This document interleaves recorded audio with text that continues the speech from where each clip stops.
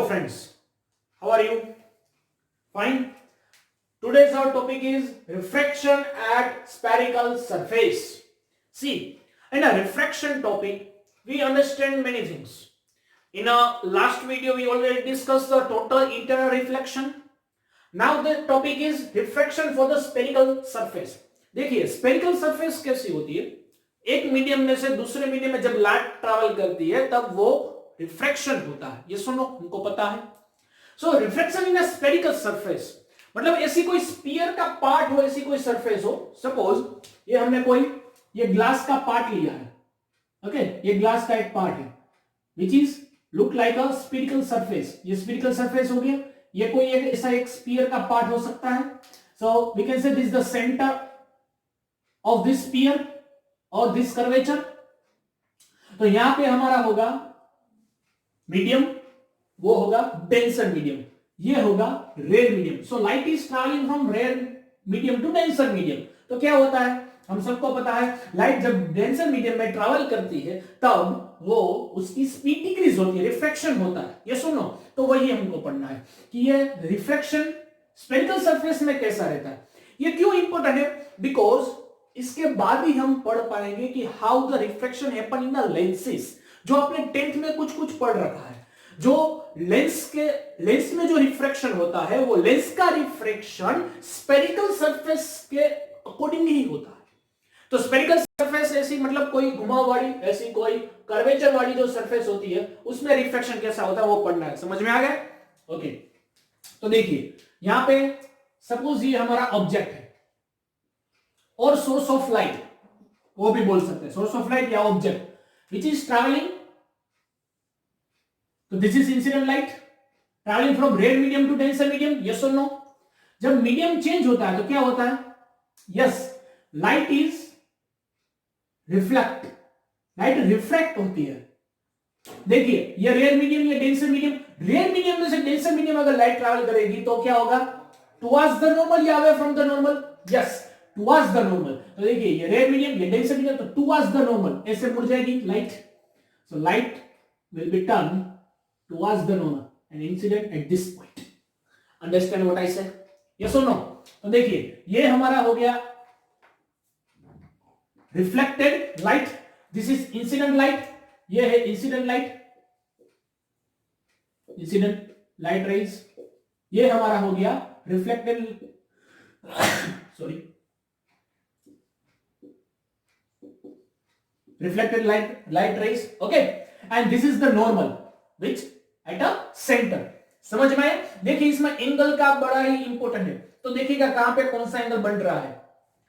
तो incident light make an angle with a normal, it's known as I. ये सुनो, तो ये हो गया हमारा आई एंगल, आई.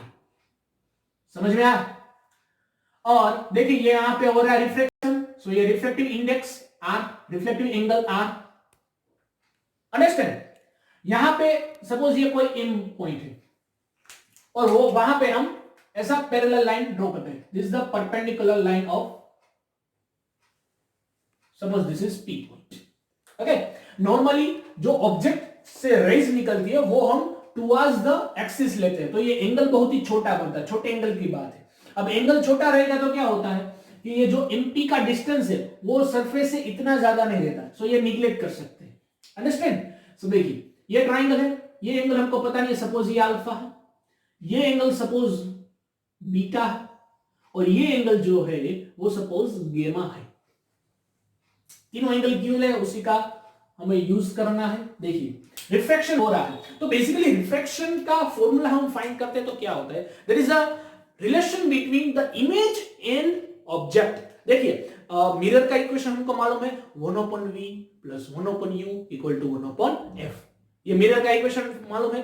वो क्या है? The relation between object and image distance. Yes और नो?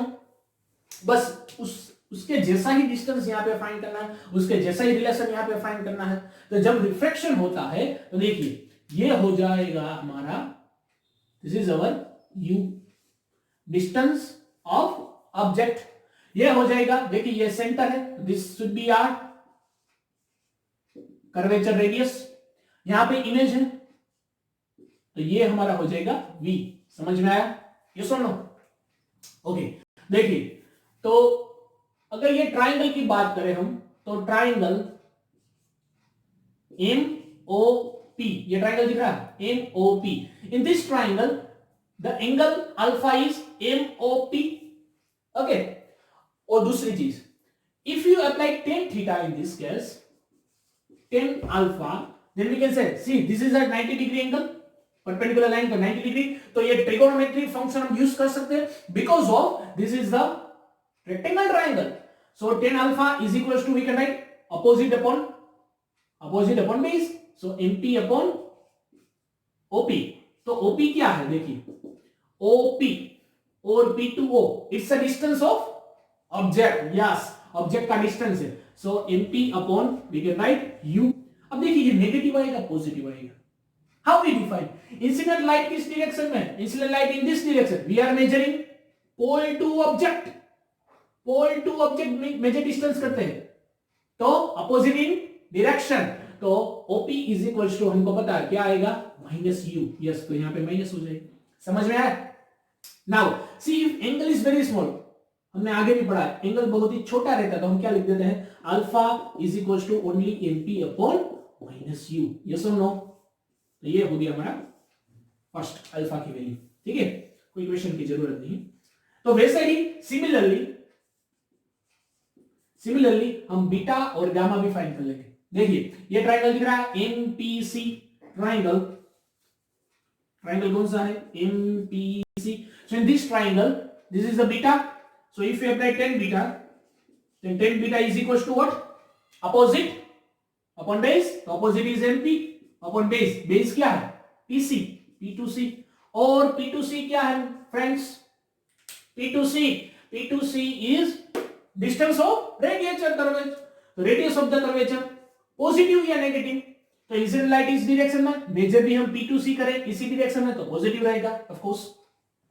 वहां यहां पर भी अगर बीटा बहुत ही छोटा है तो हम ऐसे लिख सकते हैं beta is equal to MP upon tan beta is equal to near about beta लिख सकते हैं।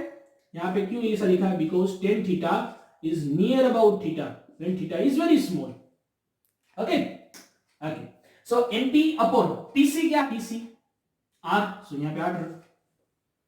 वैसे ही गामा, सिमिलरली ट्राइंगल, कौन सा ट्राइंगल दिख रहा है देखिए ये ट्राइंगल MP, इसका कोई नाम नहीं दिया, आई दे देते हैं MPI, ट्राइंगल MPI, समझ में आया, ट्राइंगल MPI। सो इसमें ये एंगल है gamma, so tan gamma is equal to, देखिए ये ट्राइंगल की बात करेंगे, दिस ट्राइंगल दिख रहा है, ये ट्राइंगल, हाँ ये ट्राइंगल है, तो ये अपोजिट अपॉन बेस, तो opposite is MP upon base, base क्या है P2I, सो PI। देखिए PI क्या है actually, we can say PI is nothing but the image distance, yes और no. So PI is equal to V, PI is actually V, and देखिए यहां से यहां डिस्टेंस मेजर करेंगे तो in front of the incident light के direction में measure कर रहे हैं ना, तो ये क्या रहेगा positive, so that is also positive, so MP upon V positive. समझ में आ गया? Theta is very small, then we can write yes gamma, so gamma is equal to MP upon V। So ये तीनों का एंगल हो गया, समझ में आया?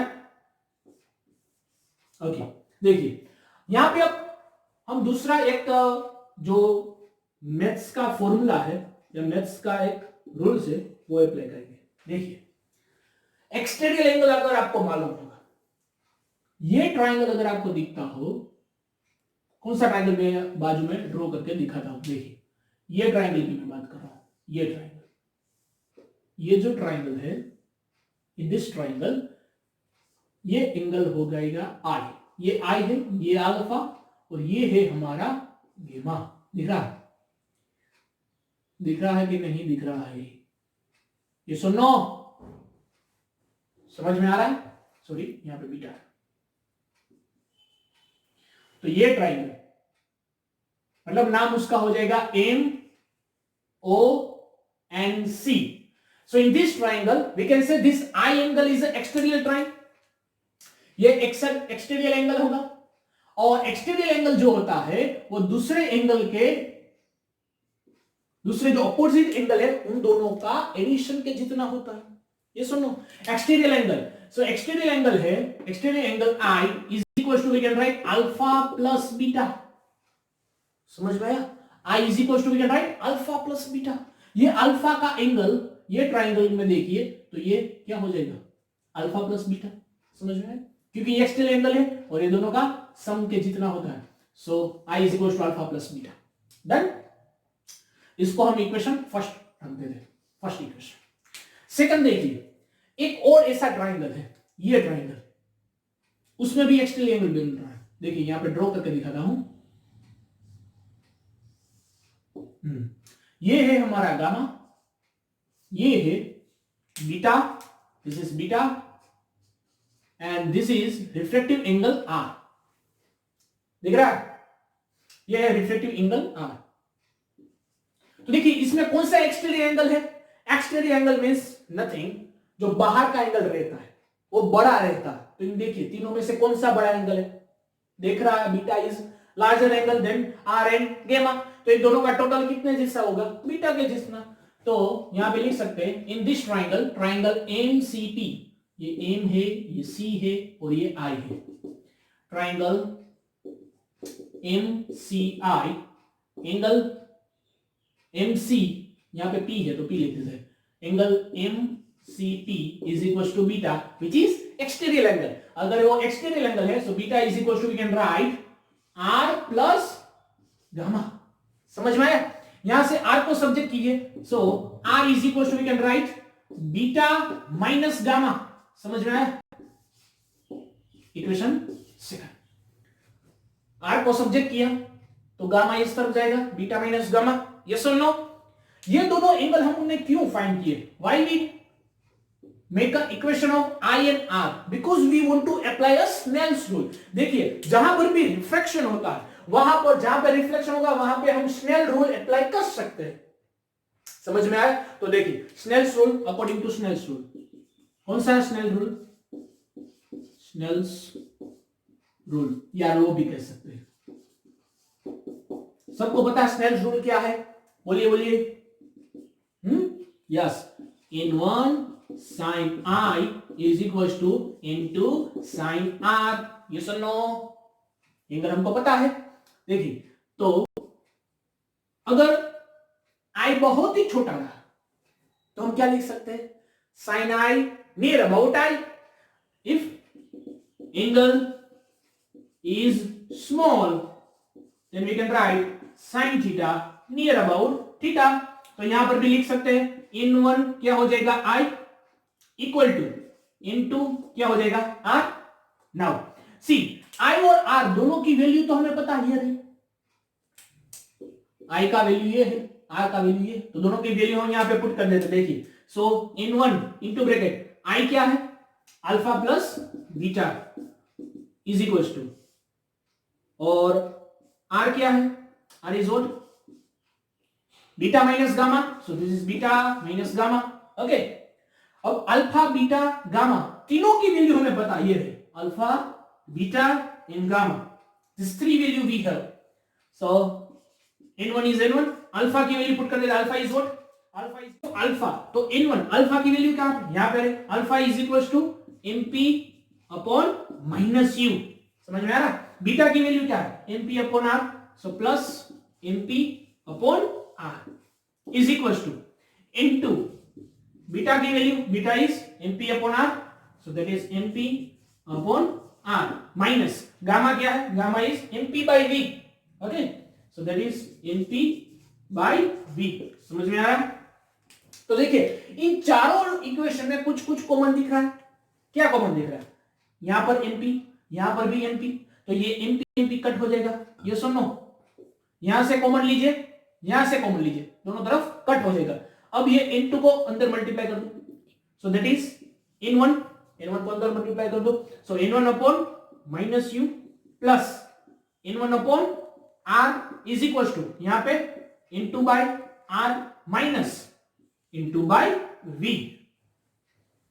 देखिए यहां पर भी n1 अपॉन r, यहां पर n2 अपॉन r, तो दोनों आर को साथ में लिख लेते हैं और v को इस तरफ ले आते हैं, तो क्या हो जाएगा, देखिए इसको यहां पे लिखते हैं। So n one upon minus u plus n two by v, v को लेफ्ट साइड ले लिया, इसको right side is equal to n one, ये प्लस था उस तरफ हो जाएगा तो नेगेटिव, यहां पे already n two by R तो है ही, minus n one upon R. तो देखिए यहां पे आर एलसीएम ऑलरेडी है, तो इसको आर एलसीएम हम लेंगे तो क्या हो जाएगा, ये लेफ्ट साइड तो सेम ही रहेगा, minus n one upon you plus यहां पे n two by v is equal to R is LCM, तो n two minus n one upon R.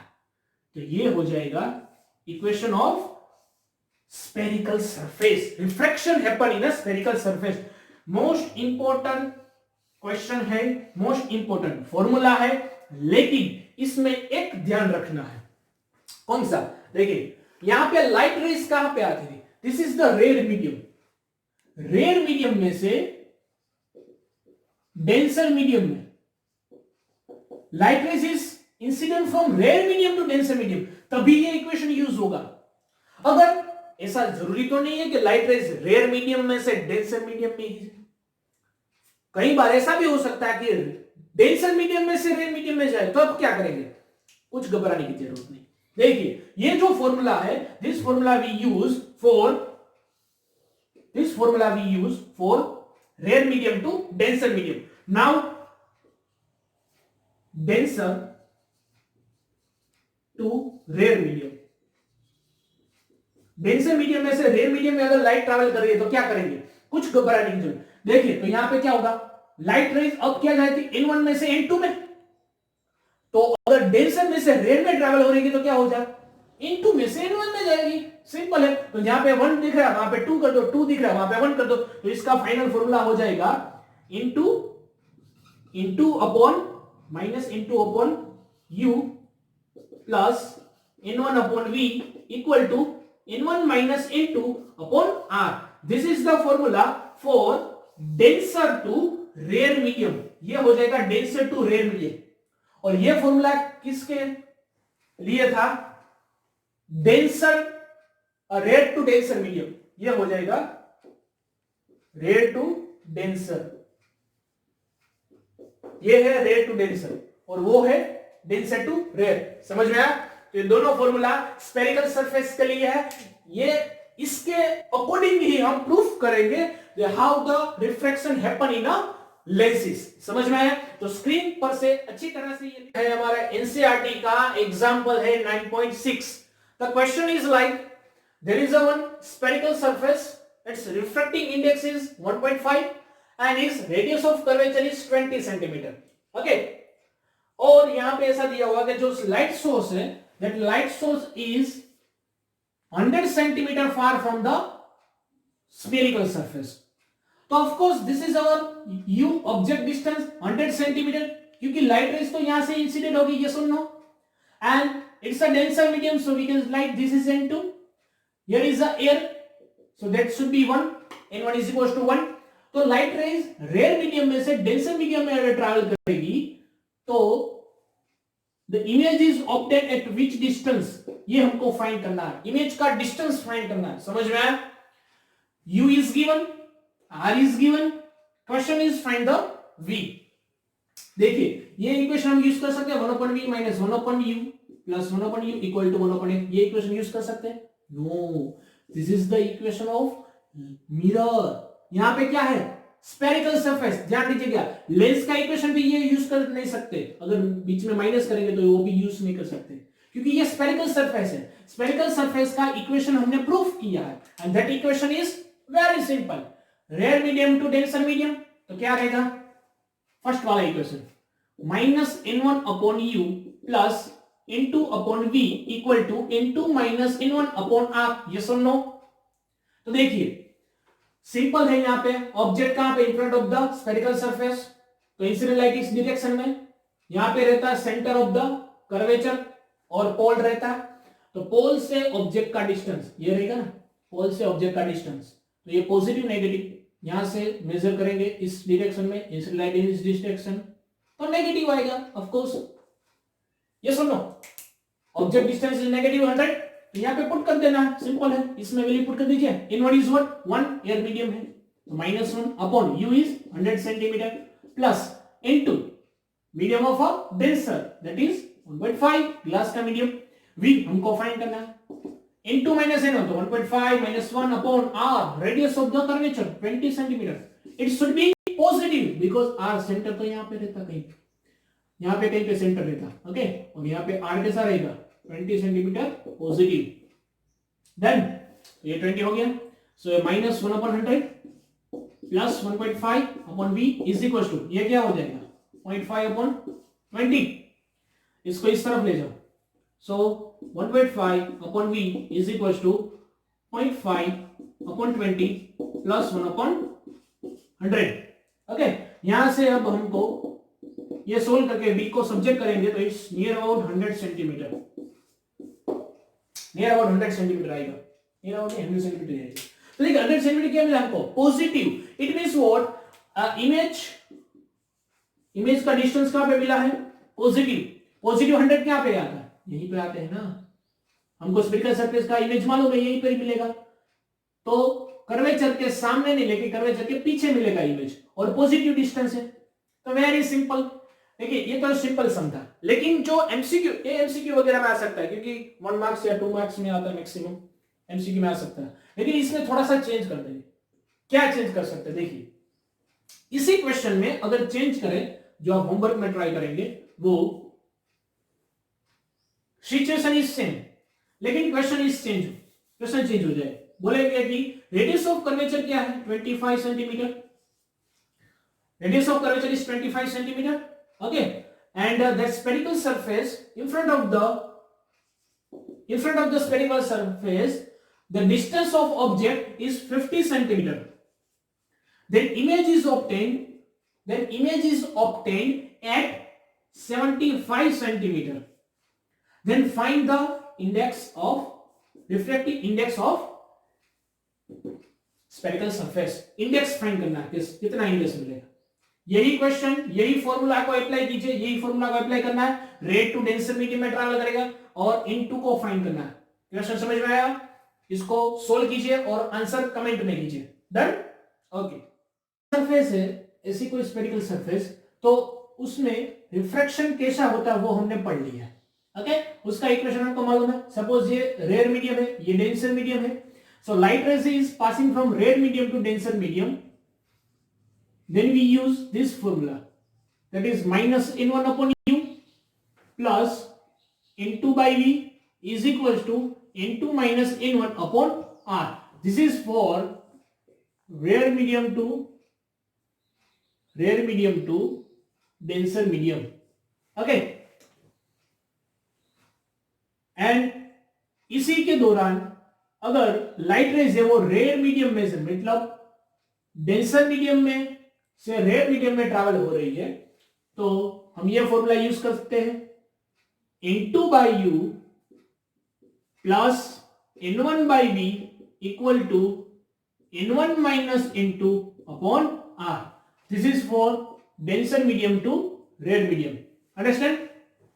तो दोनों ही फॉर्मूला बहुत ही इंपॉर्टेंट है, दोनों के लिए ये सेम रहेगा, n2 denser medium, n1 rare medium, okay. Now we understand where this equation is actually used. देखिए ये इक्वेशन हम एक्चुअली यूज करेंगे लेंसेस में। तो आपने पढ़ा है 10th स्टैंडर्ड में लेंस के कितने टाइप रहते हैं, mostly 2 type of lenses you study, concave and convex, लेकिन उसके अलावा भी कितने सारे लेंसेस होते हैं।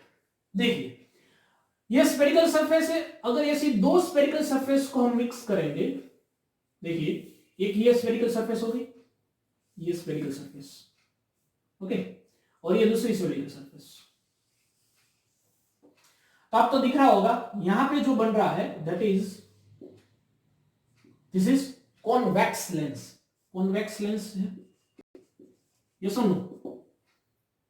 तो 2 स्फेरिकल सरफेस को जोड़ के हम कॉन्वेक्स लेंस बना सकते हैं। उसी तरीके से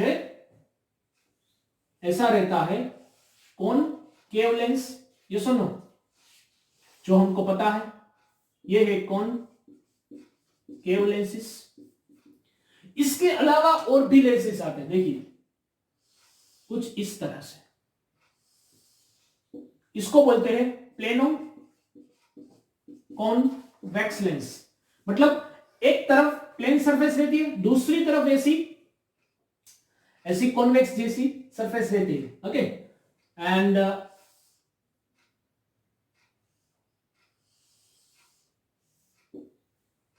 इसको बोलते हैं प्लेनो कॉनकेव लेंस। मतलब एक तरफ प्लेन सरफेस, दूसरी तरफ कॉनकेव सरफेस। और एक ऐसे करके भी लेंस आते हैं, ऐसे टाइप के भी लेंस आते हैं। कॉनकेव भी नहीं बोल सकते इसको, कॉन्वेक्स भी नहीं बोल सकते, क्योंकि दोनों का मिक्सचर है। मोस्टली ये गॉगल्स वगैरह में यूज होते हैं, सनग्लासेस वगैरह में। ओके, सनग्लासेस वगैरह में या गॉगल्स वगैरह में यूज होते हैं इस तरह के लेंसेज, मेरिक्स भी कहा जाता है उसको। सो this is the type of lenses, this is the type of lenses. समझ में आया? तो ये टाइप ऑफ लेंसेज है। एक बार पॉज करके ये ड्रॉ कर लीजिए। मोस्टली इतने ही टाइप के हम लेंसेज यूज करेंगे, इसके अलावा भी अगर आएंगे तो वो बाद में देख लेंगे। Okay, now we understand what is the refraction happen in a convex lenses. तो देखिए कॉन्वेक्स लेंस किस तरह से रहता है। दिस इज कॉन्वेक्स लेंस, ये सुनो, ये कॉन्वेक्स लेंस हो गया। तो अगर कोई इंसिडेंट लाइट है, ऑब्जेक्ट इंफिनिटी डिस्टेंस पे, तो incident light is parallel to axis, तो ये पैरेलल टू एक्सिस इस तरह से इंसिडेंट लाइट होगी। समझ में आया? This is the incident light. तो ये सब लाइट का क्या होगा? रिफ्रैक्शन, क्योंकि एक मीडियम में से दूसरे मीडियम में ट्रैवल करेगी तो रिफ्रैक्शन होगा। And that all light is merge together at one point. This point is known as focus point. So distance between this the center of lens is known as O. So O to F, this is known as focal length. या उसी तरीके से जब जैसे हम mirror में देखा था उसी तरीके से ये है। तो कॉन्वेक्स लेंस में क्या रहता है? कॉन्वेक्स लेंस में देखिए हम बाइनोकुलर लेंस का यूज करते हैं। बाइनोकुलर लेंस आपने देखा होगा, बाइनोकुलर लेंस। बाइनोकुलर लेंस क्या रहता है? बाइनोकुलर लेंस जो हम धूप में अगर रखेंगे तो बाइनोकुलर लेंस को धूप में रखेंगे तो उसमें से जो सनलाइट है वो सनलाइट एक ही पॉइंट पे मर्ज होगी, ये सुनो। और उस पॉइंट पे अगर आपने कोई कागज का टुकड़ा रख दिया या फिर रुई रख दी तो वो जल जाएगी, it start burning. So this is the known as focus point, कि जहां पे सारी एनर्जी मिक्स हो जाती है। ओके, सो ये रिफ्लेक्शन ही होता है, लेकिन ये रिफ्लेक्शन होगी जो सारी सनलाइट है वो एक पॉइंट पे मर्ज हो जाती है। And this is known as focal length और फोकस पॉइंट। ये फोकस पॉइंट है, ये डिस्टेंस फोकल लेंथ। तो देखिए इसमें फोकल लेंथ कैसे आएगी? Positive negative. ऑब्जेक्ट यहां पे है, incident light is this direction, you measuring focal length is this direction O to F, तो focal length is yes positive, तो यहां पे होगी positive focal length, positive focal length F। Understand? Now we see for the concave lenses. So ये हमारा हो गया concave lenses, this is the concave lens. Concave lens में कैसा रहता है? देखिए यहां पर भी हम सेम इंसिडेंट लेते हैं, incident light, incident from the infinite distance, means जो ऑब्जेक्ट है वो कहां पे है? इंफिनिटी पे है। तो इसमें जो रिफ्रैक्शन होगा वो उस कुछ इस तरीके से होगा। तो देखिए ये है हमारी रिफ्रैक्टिंग लाइट्स। तो कहां पर भी मर्ज हो रही है? नहीं हो रही है। लेकिन if we think then we can say it's, if you extend back then we can say it's diverges at one point. ये कन्वर्ज हो रही थी, एक पॉइंट पे कहां हो रही थी? कन्वर्ज हो रही थी। कन्वर्ज हो रही है ना, मिक्स हो रही है। So this is known as converging lens. Convex lens is known as converging lens and concave is known as diverging lens. ये लाइट को डाइवर्ट कर देती है। देखिए लाइट ऐसे चारों तरफ फैल जाती है, तो this is known as diverging lens.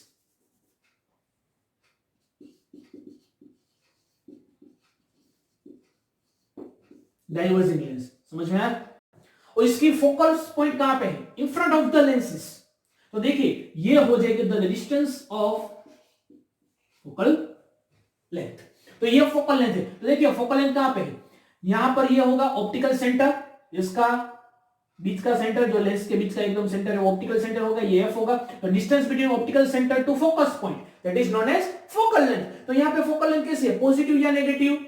Yes negative, because incident light in this direction, you measure focus point in this direction, focal length opposite direction में मेजर करें। तो यहां पे फोकल लेंथ कैसी आएगी, नेगेटिव, नेगेटिव फोकल लेंथ। समझ में आया, इसमें पॉजिटिव फोकल लेंथ, ये बहुत इंपॉर्टेंट है। कहीं पर भी अगर आपको फोकल लेंथ मिलती है अगर वो पॉजिटिव है तो समझ लेना वो कौन सा लेंस होगा, कॉन्वेक्स, और वो नेगेटिव रहेगी तो वो कौन सा लेंस रहेगा, कॉनकेव। अंडरस्टैंड। एक दूसरी चीज भी है जो लेंस के बारे में इंपॉर्टेंट है, लेंस के बारे में पढ़ी जाती है, and this is known as power of lenses. Power of lenses, power of lens, उसका फॉर्मूला ये है P is equal to 1/f। इसको प्रूफ भी कर सकते हैं लेकिन कोई जरूरत नहीं है प्रूफ करने की वजह से। Okay, P 1/f, power F, F क्या है, फोकल लेंथ। फोकल लेंथ का इनवर्ट क्या रहता है, पावर रहता है। तो कई सारे ऐसे केसेस में जब आप चश्मा निकालने जाते हैं या स्पेक्टिकल का जो आप दूसरा स्पेक्टिकल चेंज करना चाहते हैं, तब डॉक्टर वगैरह या कंपाउंड रहेगा वो आपका वो आई चेक करता है, and that in that case they use concave and convex lenses. अगर आपने पता है ना, 10th स्टैंडर्ड में पढ़ लिया है, अगर आपको दूर का नहीं दिखता है तो we are using concave lenses, नजीक का नहीं दिखता तो we are using convex lenses, ये सब हमको पता है। लेकिन डिस्क्रिप्शन में आपको कुछ ऐसा लिखा रहता है कि +2D या ऐसा रहता है -1.5D, डिस्क्रिप्शन में ऐसा रहता है डॉक्टर के या आपका जो आई स्पेशलिस्ट का उसे डिस्क्रिप्शन में। तो देखिए पावर क्या है, power is equal to 1/f। f क्या रहती है, फोकल लेंथ। तो पावर का यूनिट क्या होगा, unit of the power, yes metre inverse, क्योंकि फोकल लेंथ मीटर में रहता है तो पावर का यूनिट मीटर इनवर्स, या अदरवाइज इसको डायरेक्टर पे हिसाब से डी भी बोला जाता है, डायरेक्टर। ये दोनों उसकी के यूनिट है।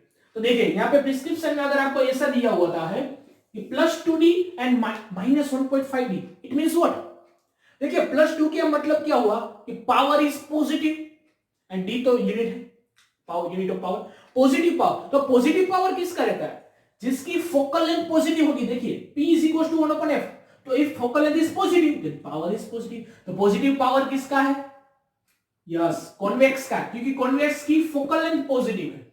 समझ में आया। तो अगर 2D है तो उसका मतलब ये हुआ कि आपको 2 डायोप्टर करके जितना क्या यूज करना है, कॉन्वेक्स लेंस। और उसी तरह से अगर -1.5 होगा तो क्या होगा, that is concave lens, because concave lens का पावर क्या रहता है, नेगेटिव रहता है। तो इसका फोकल लेंथ भी नेगेटिव, पावर भी नेगेटिव। यहां पे फोकल लेंथ भी पॉजिटिव, पावर भी पॉजिटिव। समझ में आया। सो this is all about the introduction of lenses. अब इसके बाद हम पढ़ेंगे how the equation of lens is obtain by the thin concave lens, और रिफ्रैक्शन किस तरह से होता है ये लेंसेज में। समझ में आया।